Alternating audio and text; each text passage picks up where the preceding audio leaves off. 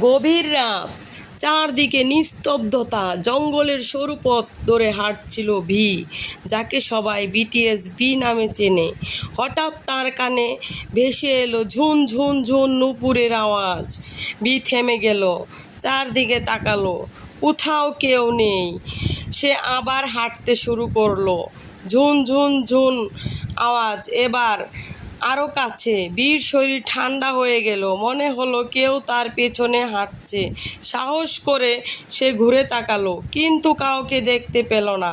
ঠিক তখনই ফোনের আলো নিভে গেল, চারপাশে ঘন অন্ধকার। হঠাৎ সামনে একটি সাদা পোশাক পরা মেয়ে দেখা দিল।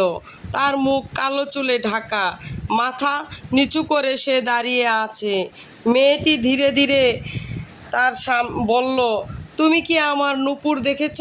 বি উত্তর দিল না, তার গলা শুকিয়ে গেছে। মেয়েটি আবার বলল, আমার নূপুর আমাকে ফিরিয়ে দাও।